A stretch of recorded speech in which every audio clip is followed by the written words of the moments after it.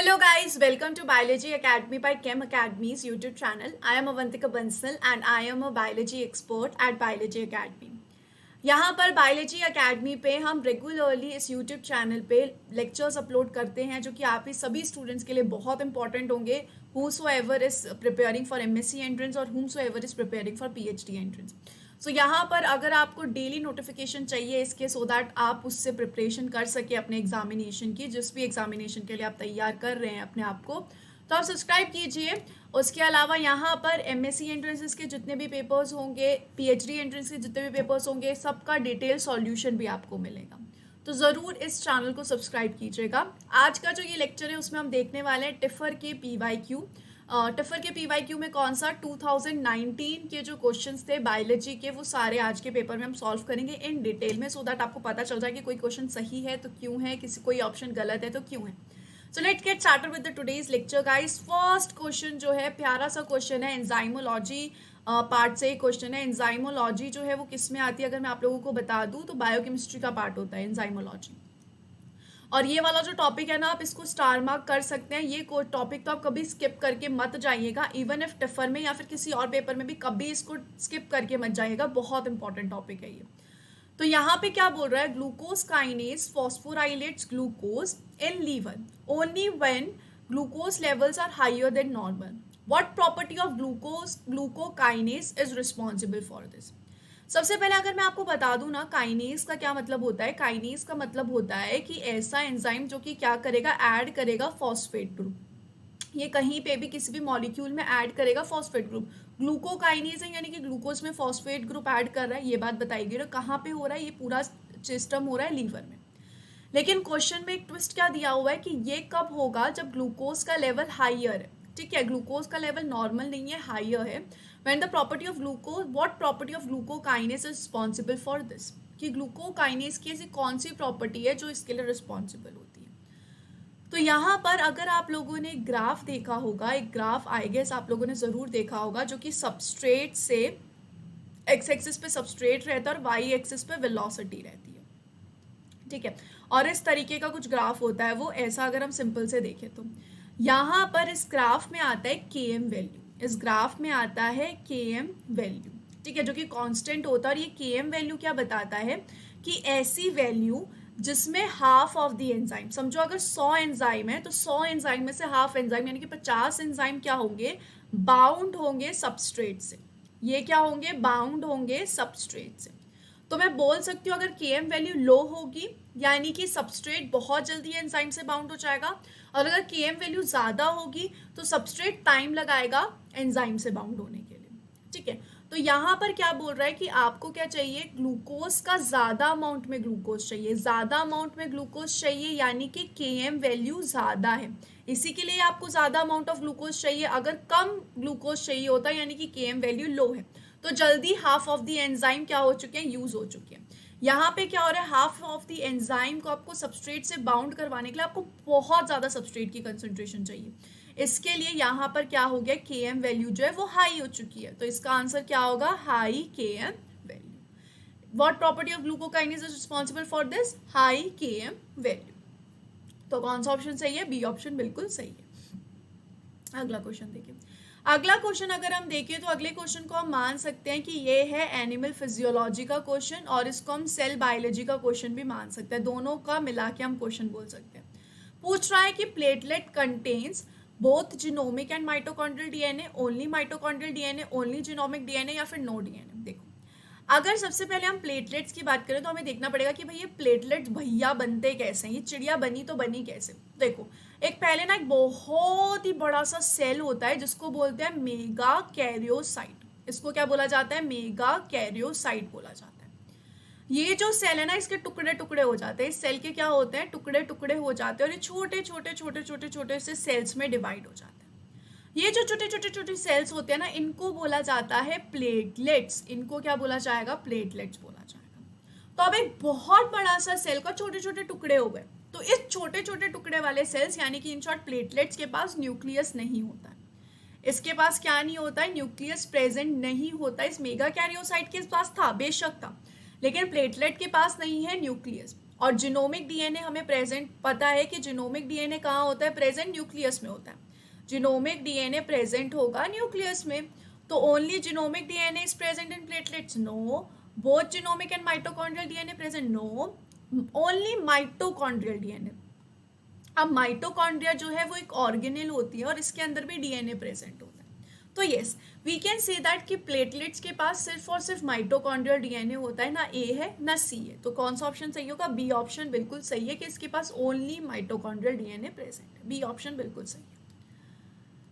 अगला क्वेश्चन पे चले। अगर हम अगले क्वेश्चन पे चले तो a genetics crossed two pure breeds. Pure breeds मतलब कि हेट्रोजाइगस ना होना और होमोजाइगस होना। ये बात ध्यान से याद रखना। प्योर ब्रीड जब भी आप पढ़ोगे ना तो प्योर ब्रीड याद रखना क्या होती है, हेट्रोजाइगस नहीं होती है, होमोजाइगस होती है। हेट्रोजाइगस का मतलब कि एक डोमिनेंट ट्रेट और एक रिसेसिव है।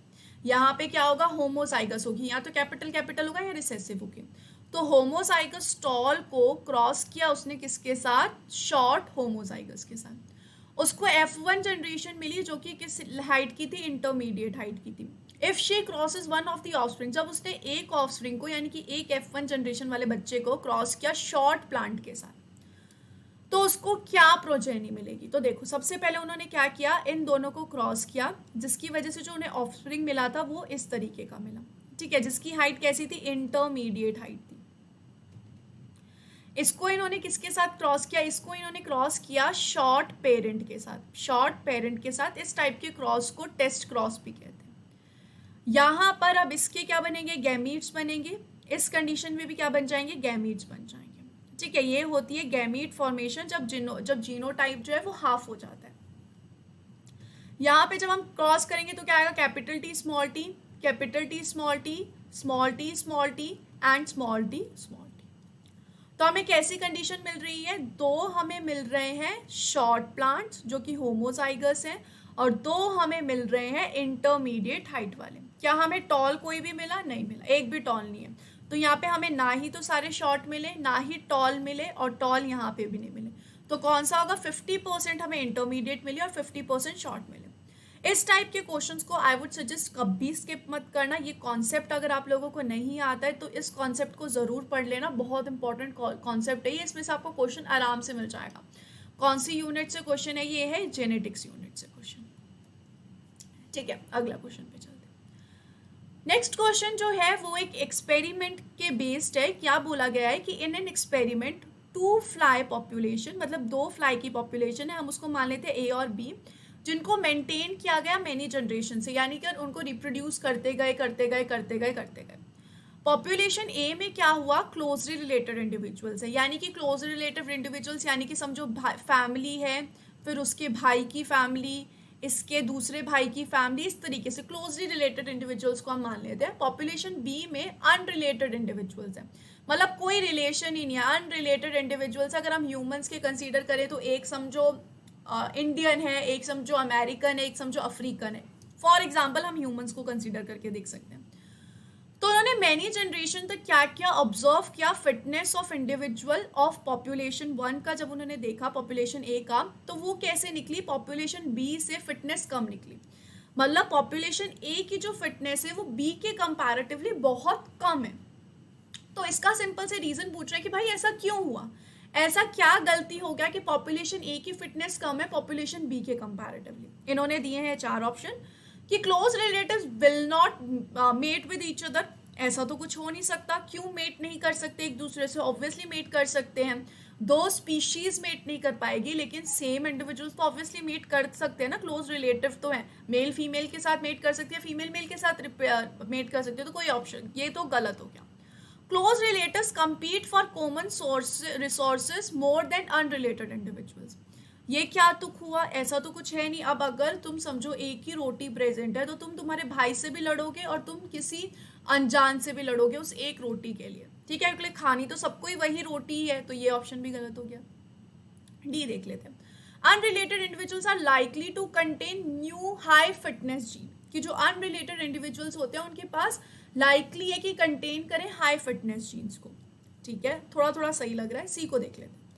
The offspring of close relatives harbour more deleterious recessive mutations. क्या मतलब है कि अगर आप क्लोजली रिलेटेड स्पीशीज को ही क्रॉस करते हुए जाओगे ना, तो उनमें ये जो रिसेसिव कंडीशंस होती हैं, ये रिसेसिव जो म्यूटेशंस होते हैं जो कि हेल्दी नहीं होते, वो क्या होने लगेंगे, वो एक्सपोज होने लगेंगे, वो और आने लगेंगे, जो कि अच्छे नहीं है। जनरली अगर अनरिलेटेड में कॉपुलेशन होता तो ये इतने उभर के नहीं आते, लेकिन अब क्लोजली रिलेटेड स्पीशीज में हो रहा है तो उनमें उभर के आने लगेंगे, तो जिसकी वजह से ये क्या करेगा, ये फिटनेस को रिड्यूस कर देता है। फॉर एग्जाम्पल अगर मैं आपको समझाऊं, अगर हम अनरिलेटेड स्पीशीज को क्रॉस करें फॉर एग्जाम्पल, तो यहाँ पे कैपिटल ए को हमने क्रॉस किया कैपिटल ए स्मॉल ए के साथ, ठीक है, बिल्कुल अनरिलेटेड है। यहाँ पे किस टाइप के बच्चे मिलेंगे आप देख लीजिए, capital A small a capital A capital A capital A small a, ठीक है। एक और कंडीशन ली जिसमें मैंने कैपिटल ए को कैपिटल ए स्मॉल ए के साथ किया, सॉरी कैपिटल ए को स्मॉल ए के साथ किया, तो इसमें भी हर कंडीशन कैपिटल ए स्मॉल ए आएगी। रिसेसिव कंडीशन आने के इनमें चांसेस कम होते हैं। वहीं अगर सिमिलर जो क्लोजली रिलेटेड इंडिविजुअल्स होंगे उसमें इसके आने के चांसेस ज़्यादा होंगे। जैसे कि फर्स्ट में आपने समझो इन दोनों को ही क्रॉस किया, ठीक है, फॉर एग्जाम्पल। सेकेंड में अगर आप इन दोनों को क्रॉस कर दो, इसलिए क्लोजली रिलेटेड स्पीशीज है तो उनके जीनोटाइप सेम होंगे, तो उसमें फाइनली क्या होगा, स्मॉल ए उभर के आएगा। तो जब भी क्लोजली रिलेटेड स्पीशीज को ज़्यादा क्रॉस किया जाता है ना, तो रिसेसिव म्यूटेंट्स जो है उभर के आते हैं और वो हेल्थी नहीं होते, वो खराब करते हैं इंडिविजुअल्स की हेल्थ को। तो इसका कौन सा ऑप्शन सही होगा, सी ऑप्शन सही होगा। डी ऑप्शन इसके लिए सही क्यों नहीं है, क्योंकि ये डी ऑप्शन में ये बता रहा है कि ठीक है पॉपुलेशन बी में हाई फिटनेस जीन्स आ गए, लेकिन पॉपुलेशन ए में फिटनेस क्यों रिड्यूस हुई ये वो नहीं बता पा रहा है। और क्वेश्चन में क्या पूछा है कि फिटनेस ए इंडिविजुअल्स में वो कम क्यों हुई है। तो डी ऑप्शन भी नहीं हो सकता, सी ऑप्शन बिल्कुल करेक्ट है। अगला क्वेश्चन जाए। अगला क्वेश्चन अगर हम देखें तो अगले क्वेश्चन में क्या कहा जा रहा है कि of the graph shown below which is most representative of the kinetics of ion transport for a membrane channel, ठीक है। किससे रिलेटेड है ये क्वेश्चन है सेल बायोलॉजी से रिलेटेड। देखो होता क्या है, यहाँ पर अगर हम प्लाज्मा मेम्ब्रेन को कंसीडर करें तो प्लाज्मा मेम्ब्रेन से अगर आयंस को ट्रांसपोर्ट होना है ना, तो आयंस या तो सिंपल डिफ्यूजन कर सकते हैं। सिंपल डिफ्यूजन यानी कि उनको किसी की ज़रूरत नहीं है, वो ऐसे ही डिफ्यूज़ कर सकते हैं, यहाँ से यहाँ जा सकते हैं, यहाँ से यहाँ जा सकते हैं, कोई दिक्कत ही नहीं है, ठीक है, बिल्कुल आराम से वो डिफ्यूज़ हो सकते हैं। एक तरीका है कि वो चैनल को यूज़ करें, एक तरीका क्या होता है कि वो किसी चैनल को यूज़ करें। फॉर एग्जाम्पल अगर आपको अपने हॉल से अगर अपने रूम में आना है तो आपको क्या पास करना पड़ेगा, आपको डोर पास करना पड़ता है, ठीक है।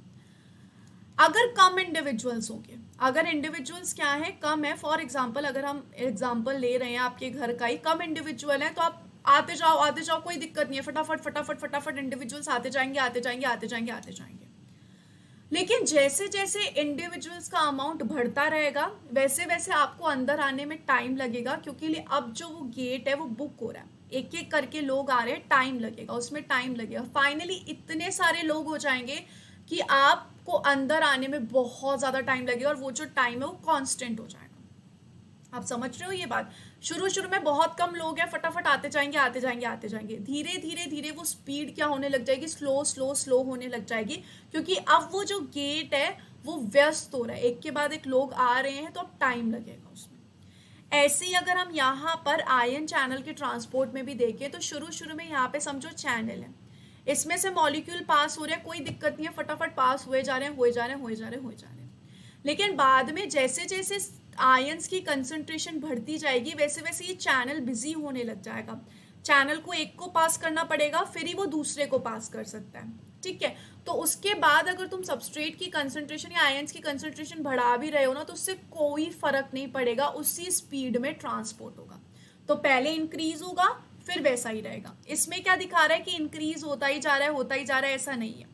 दूसरे में इंक्रीज होगा फिर बिल्कुल ही डिक्रीज हो जाएगा, ऐसा भी नहीं होगा, बिल्कुल कांस्टेंट रहेगा, नहीं पहले इंक्रीज होगा। तो कौन सा ऑप्शन सही है, ग्राफ डी सही होगा, ऑप्शन नंबर डी जो है वो बिल्कुल सही है। बिल्कुल इजी क्वेश्चन है ये, सेल बायोलॉजी से रिलेटेड क्वेश्चन था, सेल बायोलॉजी का डिफ्यूजन वाले पार्ट से। अगले क्वेश्चन पे जाते हैं। नेक्स्ट क्वेश्चन एक एक्सपेरिमेंट के ऊपर है जो कि एक साइंटिस्ट ने किया था जिनका नाम था गैल्वनी। उन्होंने एक्सपेरिमेंट किया था। उन्होंने 1700 में ये एक्सपेरिमेंट किया जिनमें उन्होंने क्या देखा, फ्रॉग कैसा था, डेड फ्रॉग था। डेड फ्रॉग का जो लेग था उसने जर्क किया, यानी कि उसने थोड़ा सा मूवमेंट शो किया, मतलब फ्रॉग डेड है, उसमें कुछ भी नहीं है, फ्रॉग को मरे हुए बहुत दिन हो गए, लेकिन फिर भी वो जर्क कर रहा है, यानी कि उसने फिर भी मूवमेंट दिखाया। ये कैसे हो सकता है, वो भी अपने आप मूवमेंट दिखाया। कब दिखाया, जब उस लेग को, जब हमने क्या किया, उस लेग को टच करवाया with a piece of copper and a piece of iron simultaneously. यानी कि समझो यहाँ पर एक कॉपर की वायर से टच करवाया और एक आयरन की वायर से टच करवाया simultaneously. This happens because action potential are triggered due to which of the following properties of the matters. ठीक है, इस रीजन की वजह से क्या हुआ, एक्शन पोटेंशियल जनरेट हुआ। एक्शन पोटेंशियल कब जनरेट होता है, नॉर्मली एक्शन पोटेंशियल जनरेट होता है एक लिविंग ऑर्गेनिज्म की बॉडी में जब आयंस का ट्रांसपोर्ट होता है। यहाँ पे वो कैसे हो सकता है, डेड फ्रॉग में ये कैसे पॉसिबल है। तो अगर हम डेड फ्रॉग में देखें तो हम किसकी बात करें, कॉपर की और आयरन की। तो यहाँ पर ये जो कॉपर और आयरन किस तरीके से वर्क करते हैं, कॉपर क्या करेगा, जो फ्रॉग की लेग में एसिड प्रेजेंट है ना, उस एसिड के साथ रिएक्ट करेगा, उस एसिड के साथ क्या करेगा, रिएक्ट करेगा, जिसकी वजह से ये किस तरीके से वर्क करेगा, ये वर्क करेगा एज अ इलेक्ट्रॉन डोनर के तौर पे।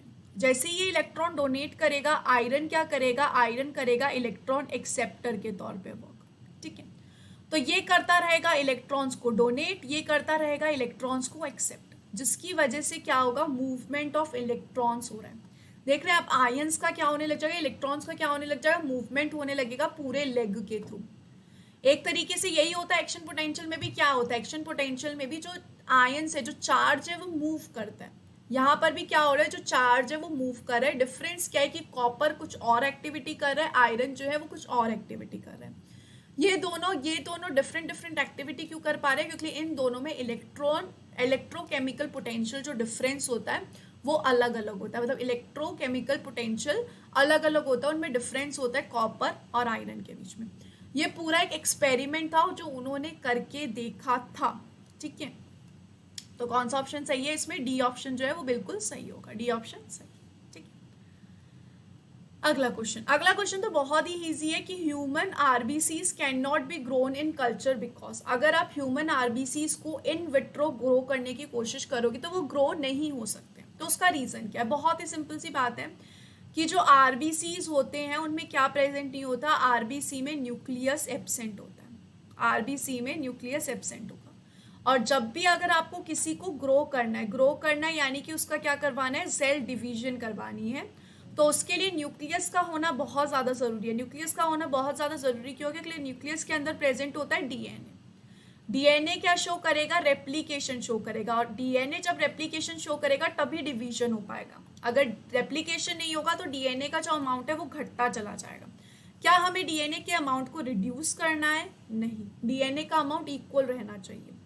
तो यहाँ पर जो आरबीसीज होते हैं वो डिफरेंशिएटेड आरबीसीज होते हैं, यानी कि जो इमैच्योर आरबीसी है उसके पास न्यूक्लियस होता है, लेकिन जैसे जैसे आरबीसी ग्रो होता जाता है, जैसे जैसे आरबीसी डिफरेंशिएट होता जाता है, वो अपने न्यूक्लियस को लूज कर देता है। क्यों वो अपने न्यूक्लियस को लूज कर देता है, लॉस कर देता है, सिर्फ इसलिए क्योंकि उसको हीमोग्लोबिन का अमाउंट बढ़ाना है ताकि ऑक्सीजन ज्यादा कैरी हो सके।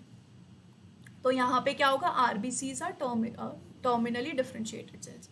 RBC require steady oxygen supply नहीं हो सकता, और स्टेडी ऑक्सीजन सप्लाई चाहिए तो वो भी हम प्रोवाइड करवा सकते हैं। आरबीसी आर एक्सट्रीमली फ्रजाइल, नहीं, आरबीसीज आर बाइकनकेव होने का रीजन और ग्रो ना होने का रीजन क्या है, सी ऑप्शन बिल्कुल सही होगा। अगला question once again cell biology से रिलेटेड है, प्लाज्मा मेम्ब्रेन का क्वेश्चन है। Which one of the following can not form a bilayer by itself. अगर हम बाइलेयर की बात करें तो बाइलेयर क्या होती है, लिपिड की बाइलेयर प्रेजेंट होती है, जिसके पास क्या प्रेजेंट होता है, एक हाइड्रोफिलिक एंड होता है और एक हाइड्रोफोबिक एंड होता है। ये किसकी बनी होती है, ये बनी होती है लिपिड की। ठीक है, इसके लिए जरूरी है कि ये जो लिपिड्स के मॉलिक्यूल है ये कैसे हो, एम्फीफैटिक हो और इनके पास हाइड्रोफोबिक इंटरेक्शन बना रहे। तो यहाँ पे अगर हम ग्लिसरोफॉस्फोलिपिड्स के बारे में देखें, ये फॉर्म कर सकते हैं, लिपिड्स हैं, ग्लिसरोफॉस्फोलिपिड्स हैं। फॉस्फेटिक एसिड के बारे में देखें तो फॉस्फेटिक एसिड भी किससे बना होता है, लिपिड मॉलिक्यूल से ही बना होता है। इसमें भी क्या प्रेजेंट होता है, इसमें भी फैटी एसिड्स प्रेजेंट होते हैं। ग्लिसरोलिपिड्स देखें तो वंस अगेन क्या है, लिपिड्स है जिसके साथ कार्बोहाइड्रेट अटैच है, ठीक है। यहाँ पर भी क्या होता है, यहाँ पे भी क्या होता है, फैटी एसिड होता है, उसके साथ फॉस्फेट ग्रुप अटैच है।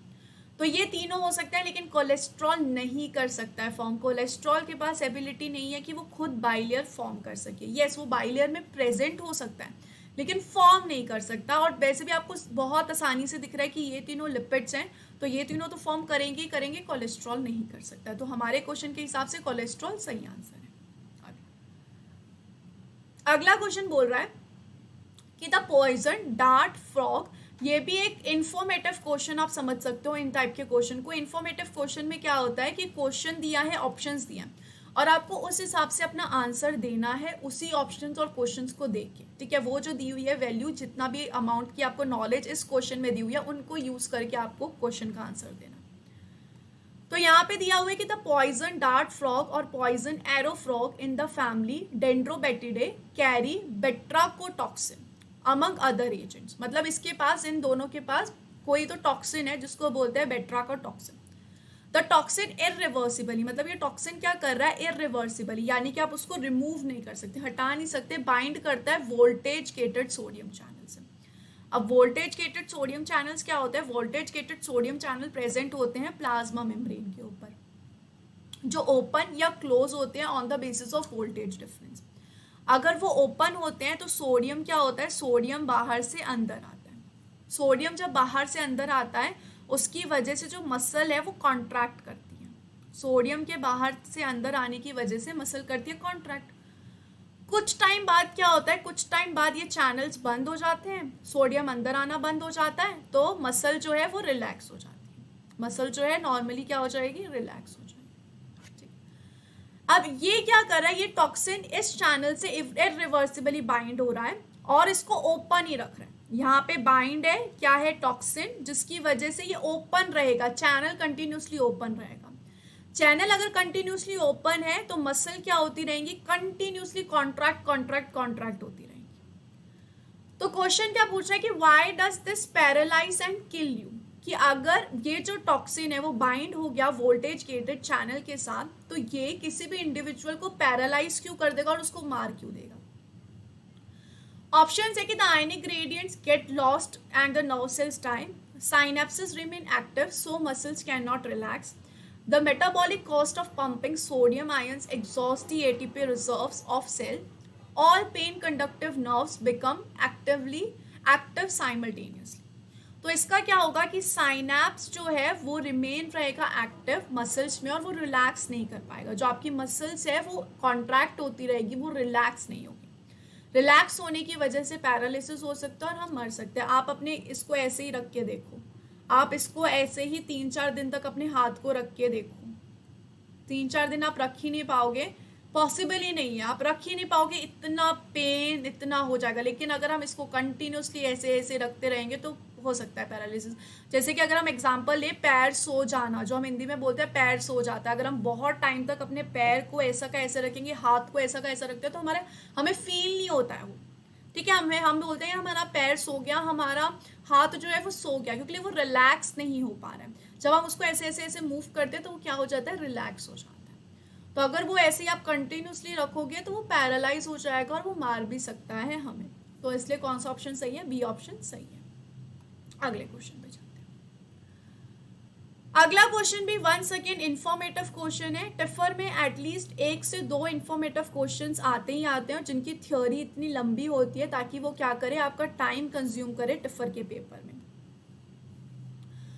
क्वेश्चन क्या बोल रहा है, क्वेश्चन बोल रहा है कि द मोनोअमाइन सेरोटोनिन की जो मोनोअमाइन सेरोटोनिन होता है वो सिंथेसाइज किया जाता है by enterochromaffin cells in the intestine. Intestine में जो एंटेरोक्रोमैफिन सेल्स होते हैं वो क्या करते हैं, वो मोनोअमाइन सेरोटोनिन की सिंथेसिस करते हैं। इनका काम है मोनोअमाइन सेरोटोनिन की सिंथेसिस करना, ठीक है भाई, कोई दिक्कत नहीं है। अ माउस वॉज ट्रीटेड, एक माउस को हमने ट्रीट किया, मतलब यहाँ पे किसकी बात चल रही है, यहाँ पे बात चल रही है एक चूहे की, ठीक है। Mouse was treated with a broad range of antibiotics for a week, ठीक है, वीक है ये, वीक।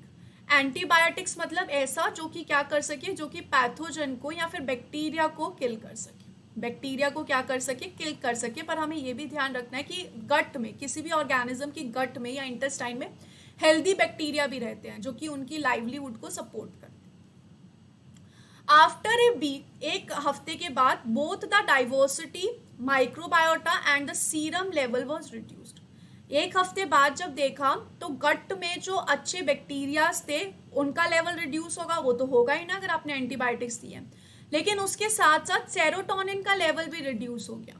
मतलब मुझे ये स्टेटमेंट पढ़ के ये लग रहा है कि ना बैक्टीरिया या फिर जो जितने भी गट के माइक्रोबायोटा है उनका रिलेशनशिप सेरोटोनिन के साथ कुछ तो है, ठीक है। इन अदर इंडिपेंडेंटली स्टडी, एक और स्टडी की गई, उसमें एक को कल्चर देखा गया लैक्टोबैसिलस बैक्टीरिया का और एंटेरोक्रोमाफिन सेल्स का। तो उसमें देखा गया सेरोटोनिन की सिंथेसिस हो रही है। मतलब इन दो स्टेटमेंट से मुझे ये कंफर्म हो गया कि ये जो माइक्रोबायोलॉजी वाले बैक्टीरियाज होते हैं या जो बैक्टीरिया हैं वो सेरोटोनिन की सिंथेसिस में हेल्प कर रहे हैं। एंटेरोक्रोमाफिन सेल्स को कुछ तो मैसेज दे रहे हैं जिसकी वजह से सेरोटोनिन की सिंथेसिस हो रही है। Based on this observations, the reason for decreased serum serotonin in antibiotic treated mouse would be likely to। बहुत इजी आंसर है, क्यों कम हो गया एंटीबायोटिक की वजह से सेरोटोनिन का लेवल, क्योंकि जो बैक्टीरिया थे उनका अमाउंट कम हो गया। तो एंटीबायोटिक्स इनहिबिट सेरोटोनिन सिंथेसिस नहीं। Gut microbiota play an important role in serotonin biosynthesis. Yes, वो बहुत ही इंपॉर्टेंट रोल प्ले कर रहे हैं सेरोटोनिन के बायोसिंथेसिस में। तो बी ऑप्शन क्या है, बिल्कुल सही है।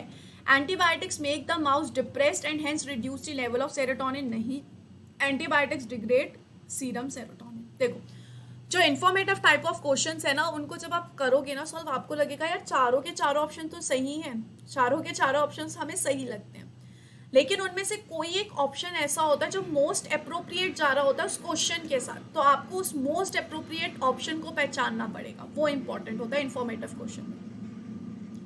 अगला क्वेश्चन अगर हम देखें तो अगला क्वेश्चन ग्राफ से रिलेटेड है, ठीक है। Once again informative type of question है, ग्राफ को देख के आंसर देना है। क्वेश्चन क्या बोल रहा है, Konopka and Benzer isolated mutant fruit fly यानी कि ड्रोसोफिला जो कि म्यूटेंट है, that had abnormal daily circadian rhythm। circadian rhythms क्या होती है, 24 आवर्स की जो हम एक्टिविटी करते हैं उसको बोलते हैं circadian rhythm।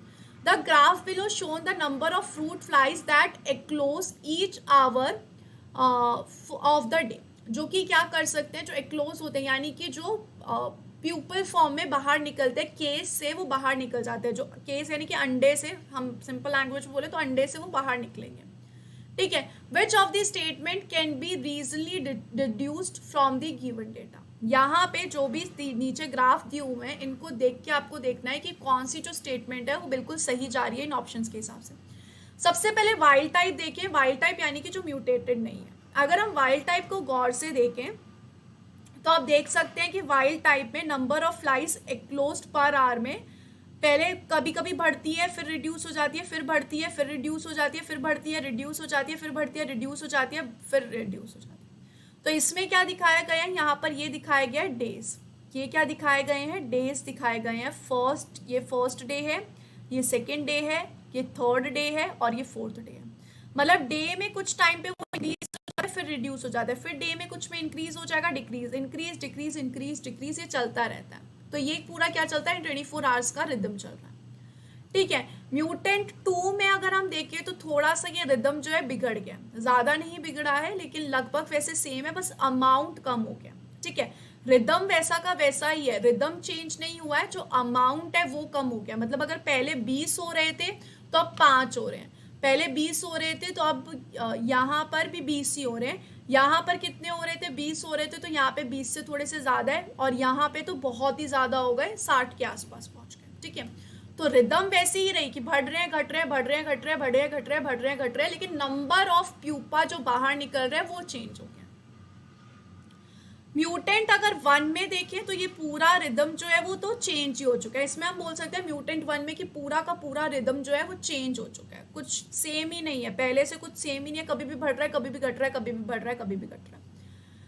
अगर हम इस केस में देखें, फोर्थ केस में देखें, इस केस में, तो यहाँ पर क्या हो रहा है, यहाँ पर म्यूटेंट 3rd में क्या चल रहा है, म्यूटेंट 3rd में भी सेम म्यूटेंट 2 के जैसे जो नंबर है वो कुछ अलग हो गया। नंबर कुछ अलग हो गया और रिदमिसिटी भी थोड़ी सी चेंज हो गई, आप देख सकते हो थोड़ी सी रिदमिसिटी चेंज हो गई। तो यहाँ पे क्या होगा, ऑप्शंस देखते हैं कि mutation in mutant one cause lethality, lethality यानी कि डेथ, यानी कि मार देता है। ऐसा हम इस ग्राफ को देख के प्रिडिक्ट नहीं कर सकते कि वो मार देता है, यहाँ पे ऐसा कुछ तो लिखा ही नहीं हुआ, ऐसा कुछ तो दिखाया ही नहीं हुआ, सिर्फ ये दिखाया हुआ है कि जो प्यूपा है वो बाहर निकल रहे हैं, और प्यूपा तो निकल ही रहे हैं बाहर केस से, तो ये ऑप्शन हो गया गलत। Rhythm is abolished in the mutant two, यानी कि रिदम जो है वो पूरी की पूरी चेंज ही हो चुकी है, तो ऐसा तो कुछ है नहीं, रिदम तो वैसी ही है, सिर्फ नंबर चेंज हो गए हैं, तो ये भी गलत है। Mutant 3 and mutant 2 have mutations और डिफरेंट प्रोटीन कोडिंग जीन्स, यानी कि म्यूटेंट 2 में और म्यूटेंट 3 में डिफरेंट जीन में म्यूटेशन हुआ है, ठीक है। हम ऐसा नहीं बोल सकते कि उनमें डिफरेंट जीन में म्यूटेशन हुआ है, क्योंकि यहाँ पर देखो डे 1 में ये हो रहा था, इसमें भी डे 1 में जो नंबर है वो चेंज हो चुके हैं, इसमें डे 2 में नंबर चेंज हुआ था, इसमें भी डे 2 में नंबर चेंज हुआ है, इसमें डे 3 में नंबर चेंज हुआ है, इसमें भी नंबर चेंज हुआ है, बेसिकली नंबर्स में चेंज आए हैं, ठीक है। तो यहाँ पर प्रोटीन डिफरेंट जीन में नहीं हुआ होगा म्यूटेशन, सेम जीन में ही म्यूटेशन हुआ है, दोनों में सेम जीन में हुआ है। अगर डिफरेंट जीन में होता तो ये रिजल्ट नहीं आता, हमें कुछ और रिजल्ट दिखता। हम इन दोनों को बोल सकते हैं कि मे भी दोनों में डिफरेंट जीन में हुआ हो, लेकिन इन दोनों में नहीं बोल सकते। तो कौन सा ऑप्शन सही होगा, option A, the wild type has a 24 hour rhythm, की फर्स्ट वाले में 24 आवर रिदम है, कि देखो बढ़ रहा है फिर रिड्यूस रिड्यूस रिड्यूस होता चला, बढ़ रहा है रिड्यूस रिड्यूस रिड्यूस, बढ़ रहा है रिड्यूस रिड्यूस रिड्यूस, तो 24 आवर्स की रिदम दिखा रहा है। जैसे कि अगर हमारी रिदम से देखें तो हमारी रिदम क्या होती है, हम पूरे एक्टिव होते हैं 12-1 बजे तक, 2 बजे तक, फिर हमारी जो एक्टिविटी है वो कम कम कम कम रिड्यूस होती जाती है, और फाइनली रात तक बैटरी पूरी लो, सो जाओ, फिर सुबह सबसे हाई, रिड्यूस रिड्यूस रिड्यूस, इस तरीके से चलती रहती है। तो इस हिसाब से कौन सा ऑप्शन सही होगा, ए ऑप्शन सही है। नेक्स्ट क्वेश्चन क्या पूछ रहा है, नेक्स्ट क्वेश्चन पूछ रहा है how many bacteria were their initial in the initial 1 ml sample based on the dilution series shown below. The label shows the tube shown the amount of liquid before the transfer. Assume no death and assume that all bacteria successfully form colonies when plated.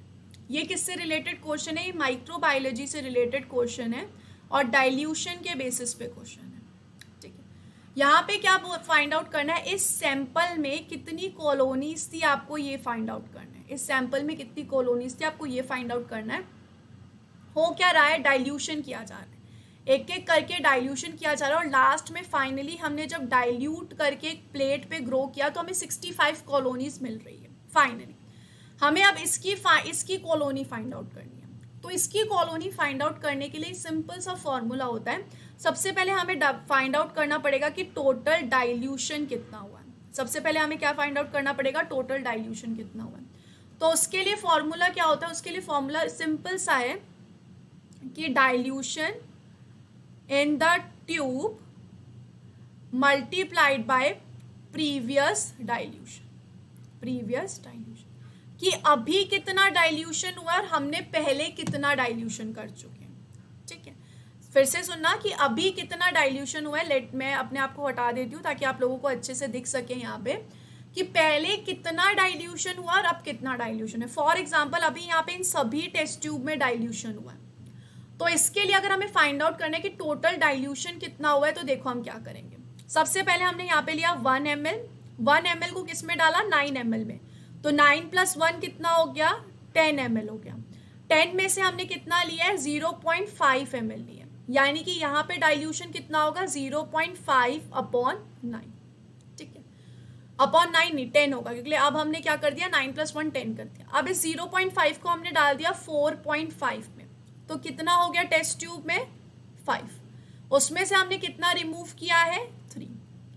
उसके बाद 3 को हमने 27 में add कर दिया, यानी कि कितना हो गया 30 में से हमने कितना रिमूव किया, 1। ये डाइल्यूशन होता जा रहा है, 99 और 1 कितना हो गया, 100। आपने 100 में से कितना रिमूव किया, 1। आगे अगर हम चाहें यहाँ पर और आगे जाएं तो 1 को आपने 9 में ऐड किया, कितना हो गया 10 में से आपने कितना रिमूव किया, 2। फाइनली अगर हम और आगे जाएं तो यहाँ पर और क्या हुआ, आपने और डाइल्यूशन किया, कितना किया आपने, 18 + 2 दैट इज 20 ml, और उसमें से आपने 10 माइक्रोलीटर निकाला है, तो माइक्रोलीटर को आपको पहले मिलीलीटर में चेंज करना पड़ेगा। तो मिलीलीटर कितना होता है? 0.01। इतना आपने पूरा डाइल्यूशन आप करते गए हो, फाइनली आपने यहाँ पर प्लेटिंग की, इतना डाइल्यूशन आपने इन टोटल किया। तो सबसे पहले आपको फाइंड आउट करना पड़ेगा डाइल्यूशन कितना। तो इसको अगर हम कैलकुलेट करने की कोशिश करेंगे तो देखो यहाँ पे क्या आएगा 1, इधर आ जाएगा 10, इधर भी आ जाएगा 1, इधर क्या आ जाएगा 10, इधर क्या आ जाएगा 1, इधर आ जाएगा 10। ठीक है, तो अब हमारे पास क्या बचा? 0.01 अपॉन 1, 1 0 2 0 3 0 4 5 6 7 0। इधर से हम हटाएंगे, कितने आ जाएंगे? 2 0 और आ जाएंगे। तो पूरा क्या आ गया? 10 की पावर 9। 10 की पावर क्या आ जाएगी? -9 आ जाएगी। ठीक है, इतना क्या किया हमने? इतना हमने कर चुके हैं डाइल्यूशन, इतना हमने किया था डाइल्यूशन। ठीक है, यानी कि यहाँ पर अब ये हमारे पास डाइल्यूशन मिल चुका है और हमारे पास कॉलोनीज कितनी आई है? 65 कॉलोनी आई है। हमें क्या करना पड़ेगा? हमें 65 को मल्टीप्लाई करना पड़ेगा डाइल्यूशन के साथ। बस फर्क क्या होगा? यहाँ पर हम -9 लिखने की जगह क्या लिखेंगे? 9 लिखेंगे। -9 लिखने की जगह क्या लिखेंगे? 9 लिखेंगे, क्योंकि ये डाइल्यूशन से पहले वाली कॉलोनीज को देख रहे हैं हम। -9 हमने क्यों लिखा है? क्योंकि डाइल्यूशन उतना किया है, लेकिन उससे पहले की कॉलोनीज अगर हम देख रहे हैं तो 9 लिखेंगे। सो इसको अब यहाँ पे 6 पॉइंट की में दिया हुआ है, तो हम इसको लिख सकते हैं 6.5 इंटू 10 की पावर 10। तो कौन सा ऑप्शन सही हो जाएगा? सी ऑप्शन बिल्कुल सही हो जाएगा।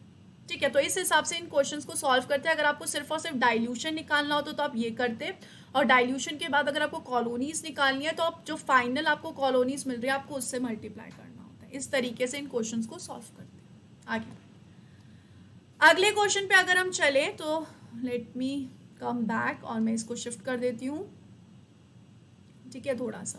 ओके, सो यहाँ पर अगर हम वापस देखें इस क्वेश्चन के बारे में, तो ये क्वेश्चन क्या बोल रहा है? नेक्स्ट क्वेश्चन फिर से इन्फॉर्मेटिव क्वेश्चन है। ये कैसा क्वेश्चन है? इन्फॉर्मेटिव क्वेश्चन है। क्या बोला जा रहा है कि thyroxine is the major hormone produced by thyroid gland. Thyroxine एक हार्मोन है जो कि थायरॉइड ग्लैंड बनाता है। रैट्स में भी रैट्स में से हम मे भी क्या कर सकते हैं? थायरॉइड ग्लैंड को रिमूव कर सकते हैं। इसमें क्या कर सकते हैं? हम थायरॉइड ग्लैंड को रिमूव कर सकते हैं, जिसको बोलते हैं THX। आइदर सर्जिकली और केमिकली, दोनों में से कैसे भी कर सकते हैं। In an experiment design to investigate the relationship between the thyroid gland to metabolism. मतलब कि थायरॉइड ग्लैंड मेटाबॉलिज्म करता है, यानी कि ऑक्सीजन कंजप्शन में उसका रोल है और प्रोटीन सिंथेसिस में उसका रोल है। ये देखने के लिए हमने एक एक्सपेरिमेंट किया, और उस एक्सपेरिमेंट में हमने क्या किया? थायरॉइड ग्लैंड को हटा दिया। तो experimental and control animals were tested by measuring oxygen consumption in a respirometer for 1 hour and measuring incorporation of injected tritiated leucine। Leucine क्या होता है? एक अमाइनो एसिड है जो कि प्रोटीन में उसको इंसर्ट किया जाएगा लीवर के अंदर। हमने क्या किस में देखा? 2 में देखा, एक नॉर्मल रैट में देखा और एक ऐसे रैट में देखा जिसमें हमने थायरॉइड हटा दिया। अब अगर हमने थायरॉइड को रिमूव कर दिया और उसके बाद ऑक्सीजन कंजप्शन और प्रोटीन की सिंथेसिस कम हुई, तो उससे हमें पता चल जाएगा कि यस कि थायरॉइड का रोल है, थायरॉइड का रोल कुछ तो होता है।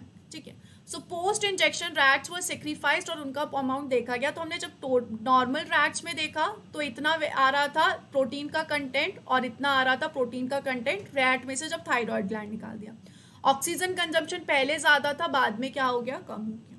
ठीक है, based on the above description which of the following control experiment should also be performed. मतलब ये वाला जो एक्सपेरिमेंट है वो और क्या हमें करना चाहिए कि वो कंफर्म कर दे कि रिलेशनशिप थायरॉक्सिन का रेस्पिरेशन एंड प्रोटीन सिंथेसिस के साथ है।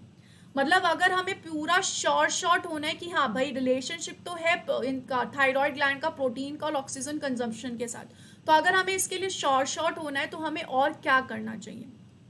ऑप्शन क्या है? ऑप्शन ये है कि इंजेक्ट कर सकते हैं हम untitrated leucine in the THX and takes the measurement again. ऐसा तो कुछ होगा ही नहीं, फिर हमें पता ही नहीं चलेगा कि प्रोटीन सिंथेसिस हुई भी है क्या। Inject untitrated leucine in the normal rats and takes the measurement. Once again इसका तुक नहीं बनता है। हमने हाइड्रोजन के इस फॉर्म को क्यों डाला है? ताकि हमें पता चले वो इंसर्ट हुआ है या नहीं हुआ। Inject thyroxine in the THX rats and take the measurement again. ये हो सकता है कि अब ये वाला जो रैट है, माइस है, उसमें हम थायरॉक्सिन हार्मोन डाल के देख सकें। और अगर इन दोनों का लेवल थोड़ा सा इंक्रीज हो गया, अगर इन दोनों का लेवल क्या हुआ, इंक्रीज हो गया, तो हम समझ सकते हैं कि ठीक है थायरॉक्सिन का रोल है। अगर इन दोनों का लेवल इंक्रीज नहीं होता यानी कि थायरॉक्सिन का रोल नहीं है, तो हमें थायरॉक्सिन का रोल देखना है कंफर्म, तो हम क्या कर सकते हैं THX में ये और डाल के देख सकते हैं। तो कौन सी स्टेटमेंट सही होगी, सी स्टेटमेंट बिल्कुल सही है। D statement, inject thyroxine in the normal rats and take the measurement again, उसका कोई तुक नहीं है क्योंकि नॉर्मल रैट तो पहले से ही थायरॉक्सिन बना रहा है, तो वो नहीं होगा। तो कौन सा ऑप्शन सही है, सी ऑप्शन बिल्कुल सही है। अगले क्वेश्चन में चलते हैं। अगला क्वेश्चन क्या बोल रहा है, how would you test whether a phenotypic, phenotypic यानी कि जो हमें दिख रहा है, यानी कि characters difference between the two population, दो पॉपुलेशन के बीच में of a plant is due to environmental induced plasticity और इवोल्यूशनरी अडेप्टेशन। यानी कि कोई दो प्लांट हम ले रहे हैं, दो पॉपुलेशन है प्लांट्स की, जिनमें क्या हो रहा है, जिनमें फिनोटिपिक डिफरेंस शो हो रहा है, ठीक है। अब हमें ये पता लगाना है कि ये डिफरेंस प्लास्टिसिटी की वजह से या इवोल्यूशनरी अडेप्टेशन है। देखो प्लास्टिसिटी क्या होती है, प्लास्टिसिटी ये होती है कि कोई भी प्लांट क्या करेगा, अगर उसको स्पेसिफिक एनवायरनमेंट में ग्रो किया जाएगा ना, तो वो उस हिसाब से चेंज हो जाता है। जैसे कि अगर समझो उसको विंटर में ग्रो किया गया तो वो ऐसे स्पाइन लाइक उसकी लीव्स होंगी, लेकिन अगर उसको समर में ग्रो किया फॉर एग्जांपल, तो ऐसे वो हरी भरी बिल्कुल अच्छे से ग्रीन लीव्स होगी। तो इस तरीके से वो बस प्लास्टिसिटी शो करता है ऑन द बेसिस ऑफ कि उसको किस एनवायरनमेंट में ग्रो किया जा रहा है। वो दोनों ही फॉर्म में हो सकता है बेस्ड ऑन द एनवायरनमेंट। वही इवोल्यूशनरी अडेप्टेशन में क्या होगा, इवोल्यूशनरी अडेप्टेशन में चेंज आ चुका है, वो इवोल्यूशन के साथ चेंज हुआ और उसको टाइम लगा। अब अगर वो ऐसा ग्रो हो रहा है तो वो ऐसा ही ग्रो होगा, भले ही उसको विंटर में ग्रो करो समर में ग्रो करो, अगर वो ऐसा ग्रो हो रहा है तो उसको फिर से इवोल्यूशनरी अडेप्टेशन करने में साल लगेंगे, बहुत टाइम लगेगा। तो अब हमें ये देखना है कि वो जो दो पॉपुलेशन है प्लांट की, जिसमें डिफरेंट टाइप के प्लांट्स हैं, जिनमें डिफरेंट टाइप के करेक्टर्स हैं, वो क्यों हैं, प्लास्टिसिटी की वजह से या फिर इवोल्यूशनरी अडेप्टेशन की वजह से। तो बहुत सिंपल सी बात है कि ग्रो करके देख सकते हैं हम उन दोनों पॉपुलेशन को सेम ग्रीन हाउस में, दोनों को सेम एनवायरनमेंट प्रोवाइड कर सकते हैं। अब अगर दोनों पॉपुलेशन, समझो हमने दोनों को सेम एनवायरनमेंट प्रोवाइड किया, अगर दोनों में अब सेम तरीके के फिनोटिपिक करेक्टर्स आ गए, यानी कि क्या था, प्लास्टिसिटी का डिफरेंस था दोनों में, और अगर दोनों में इवोल्यूशनरी अडेप्टेशंस होगा तो दोनों में सेम करेक्टरिस्टिक्स नहीं आएंगे। तो इस तरीके से हम फाइंड आउट कर सकते हैं कौन सा ऑप्शन सही है, डी ऑप्शन सही। अगला क्वेश्चन अगर हम देखें, अगला क्वेश्चन क्या बोल रहा है, तो protein X is composed of 700 amino acid, 700 amino acid से बना हुआ है। When resolved on denaturing PAGE it shows a band of corresponding 130 kilodalton. The probable reason of such discrepancy is, तो एक 700 अमाइनो एसिड का एक protein था जिसको पेज में हमने देखा, तो उसका मॉलिक्यूलर वेट इतना आ रहा था।